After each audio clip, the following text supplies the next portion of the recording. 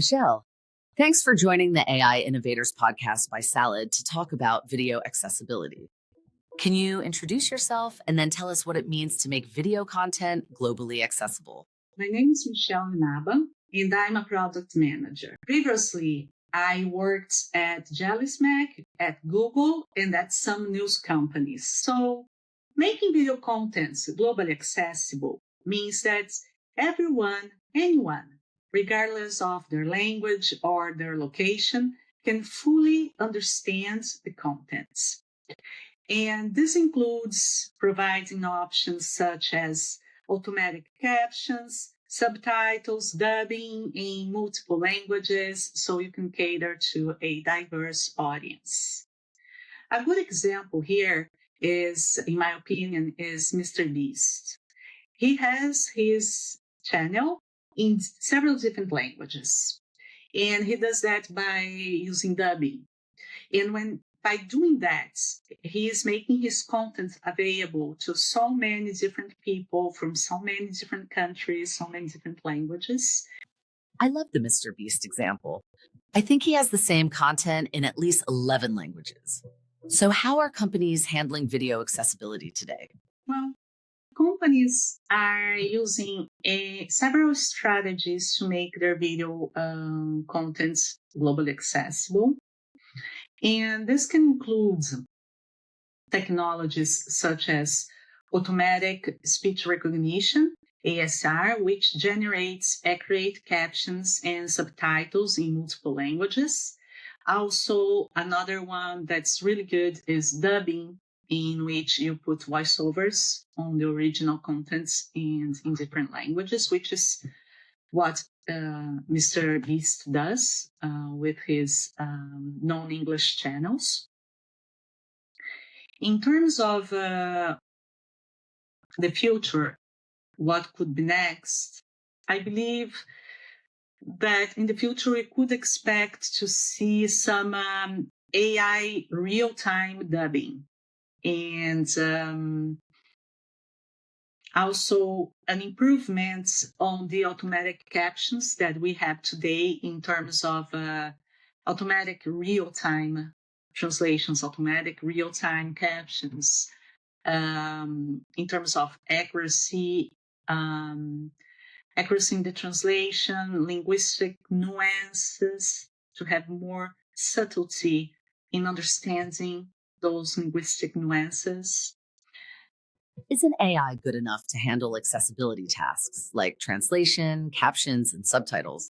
Or do we still need humans in the pipeline? AI, it improves a lot efficiency, and it's very cost effective in terms of providing captions, subtitles, dubbing for video contents, and at scale, especially when you have very large volumes that you need to do. Automatic solutions, they can provide really good results in terms of scale. Okay, so you get more stuff done in less time. But human involvement is still very essential, actually, because there are tasks that require a certain nuance, cultural sensitivity, linguistic nuances, and humans can do that naturally, whereas sometimes AI makes mistakes, right? So humans can make sure that the translations are accurate, the captions, the dubbing, etc. Everything is more accurate. So on one hand, you have AI, which does things really, really fast and very good at scale. But the downside is that there can be mistakes there. And on the other hand, you have humans who, in terms of volume, can process volume in a larger period of time compared to machines, which can do it very, very fast. However, humans are more accurate in terms of translation and making sure everything means what it really means. And that brings us to the point that we have to remember that although AI sometimes seems very perfect, it isn't perfect yet, and it makes mistakes. mistakes. So it's always best to have a human checking the work, verifying the work before you publish. Okay. So let me give you an example. If you're a monetizing company on platforms like Facebook, you are going to need to be mindful of some language, some topics, some images, because otherwise you can be demonetized on those platforms. If AI makes a mistake in the translation, that could cost you the demonetization of your video because of a word or a phrase, you see. Now, another example is you are editing a video using an editing software based on AI. And this software identifies images that can cause demonetization to your video, and it automatically blurs those elements that are problematic. Even though AI is pretty good at that, sometimes things pass under the radar, and they aren't identified or they aren't blurred correctly in the right spot, the right item, etc., as it should have been done. And then your video gets demonetized because of that. In this situation, it would have been better to have a human checking the video after the AI finished the editing and before publishing it on the platform to make sure that everything is as it should be. So in my opinion, the best is a hybrid approach. You use an AI solution to speed up the process and get things done and more things done in less time. And then you have a human checking the final products before you publish it on the platforms. So you are sure that it's accurate, that everything is looking and sounding the way it should. Let's talk about the cost of accessibility with AI. What does all this cost? And can any company really afford it? For example, startups or smaller creators. Well, the cost of implementing an AI solution like automatic captions, subtitles, dubbing, etc., it varies pretty much on a lot of factors like length and complexity of the content, desired level of quality, the type of technology they are using. So I think when you compare the upfront expenses that you will have with an AI solution or outsourcing an external partner for human help, there is this upfront cost. But in the long term, I think it's worth because you get a much bigger audience reach, a much large audience reach and engagement and things like that can translate later into revenue and brands recognition. So I think even though you have to put that money up front in the beginning, there is a return to making our contents globally accessible. Now, there are some AI tools out there, services out there that I think they are quite affordable for any type of business, for any size of business. Now, when I talk about this, I'm talking about hiring an external company to do that for you. It can be as a subscription, it can be a paper project type of agreements that are a myriad. There's a myriad of like different prices for different needs, for different requirements. What about building them in-house? And the cost of hiring humans for these tasks? How do you see the shift in the market here? Now, building your own AI solution in-house. For example, build your own AI software, editing software, your own AI dubbing or automatic captions, etc.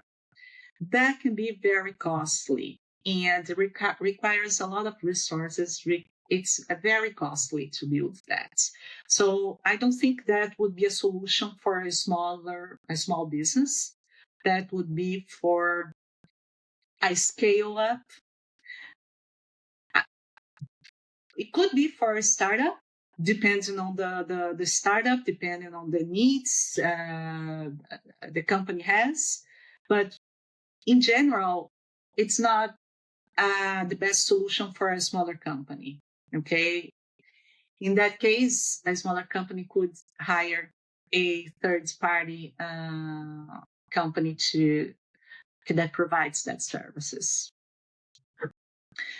So, in terms of costs, when you hire humans, whether they are working in-house, whether they are outsourced, it usually is a little bit more costly to hire third-party humans or a human solution. However, there is something that's really good about the human solution, which is accuracy. Yes, sounds interesting to say that it would be more accurate than AI, but humans can understand nuances, linguistic, cultural. They can perceive cultural sensitivities naturally. Humans understand that naturally, whereas AI sometimes makes mistakes. You see, AI is not perfect. So in terms of things that require this sensitivity, it is worth to have humans, if not doing it, checking the work AI did, because then you make sure that your content is coming out the way it should. Now, machines, AI would have a faster a shorter turnaround time, whereas humans would take a little bit longer. Also, AI could be cheaper depending on the content, depending on the length, the technology used. Humans, I believe it would also depend. The price would also depend. It also depends on the content, the length, etc. But in general, might be a little bit more costly. Now, voices and dubbing I believe they are a little bit more expensive for in terms of like an AI solution. And you have nowadays AI services that actually do the dubbing and with like a human-like sounds. Some companies even offer a voice that's similar, very close to the voice of the original contents. So that's pretty cool. Now, the question was the cost, right? Let's come back again to see if I can give you some numbers. I'll give you a very quick example, right? Like I said, it all depends on the length, the complexity, the technology, etc. Always keep that in mind. But as a quick example, there are some tools out there that you can pay around 239 euros, let's say $240, $245, okay, for a 60 minutes video translated to one language in a 1080 pixel resolution, okay? And that's, I believe that was for dubbing. And last time I looked at it, I think it was for dubbing. But it's $250, let's say. $250 is, I consider it as quite affordable for any size of business. And that's what I meant by it can be affordable. This is a third-party solution in which you pay for one project, but there are tools out there that you pay for subscriptions, etc. Okay. Now, to wrap up the subject of cost, I think it pretty much depends on the outcome the company wants, like specific requirements, turnaround time, etc. The the and also the budgets that you can allocate. Accessibility is not always talked about with business success. Does accessibility affect the key business metrics like revenue, brand recognition? If so, how? Now, in terms of business impacts, I guess improving video accessibility will have a positive impact in the company's bottom line in several ways because it expands your global reach. You have more audiences, you have more people seeing your product, seeing your message, seeing your ads. You see, by providing contents in multiple languages, companies can attract all those viewers from diverse linguistic backgrounds, different countries, etc., which in turn translates into increased brand recognition and increased ad revenue because you are reaching new international markets. More people are learning about you, more people are seeing your contents, more people are seeing your ads, more people discover you. See? And besides brand recognition and ad revenue, you can also think about like you will have an increase in watch time. You can have an increase in subscriptions as well, and uh, partnership with brands and any other type of monetization strategies, basically. For example, let me give you this example of like a streamer. In the case of a streamer or any other individual that's like a video content creator, YouTuber or whatever, expanding your markets internationally allows you to have more interest, to be more interesting for product placements in your videos. Okay. And you become more attractive for brand partnerships.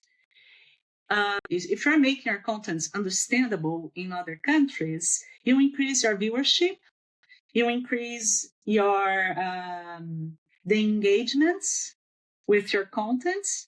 You make your contents more easily. Your content becomes more easily viral. So it's I can only see positive things for a video content creators.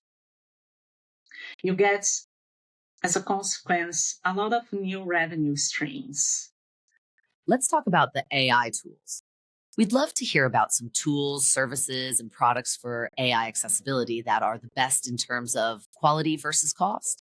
In terms of what are the tools that you could use that are the best in terms of quality versus cost, there are a lot of tools out there in the markets that are pretty good for caption subtitling, doubling, and they are pretty affordable. They have a good cost benefits. But here, let me give you some names. And then you can start from there if you're looking for one. For dubbing, you have PaperCut AI and Doubly AI, and both of them do translation and doubling. PaperCut AI, they offer text to speech. They do a hybrid of text and speech, and they do speech to speech. WAI, they can offer you also to clone the original voice of the video for the dubbing. I believe PaperCut has the option, but it's based. You need to contact their sales team and verify the conditions. But I believe they have the technology to do that too. In both of them, the prices are they depends on length, complexity, the technology you're gonna use, but both of them seem pretty good in terms of cost benefits. If you are looking into having transcriptions only, and translations and transcriptions, but not so much the dubbing parts, you have companies like Rev AI, Author AI, Trends, and translation. You also have Google Cloud Translation and Google Text to Speech AI. And in that case, it would be mostly for you to speed up your contents faster, but not necessarily dubbing it. And then you would have to take care of your captions. That reduces the cost, though, I I, I believe, because you're just getting the translation, but it increases the work that you need to do on your contents before you publish it. Yeah, there's so many companies providing those services, and of course you have a lot more companies that provide services like that that's human based. So, but this gives you an idea of like for the AI solution parts, at least. And I hope I'm sure you'll have a lot of fun when you see the final results of your contents in a completely different language. Michelle, appreciate you coming on the podcast today.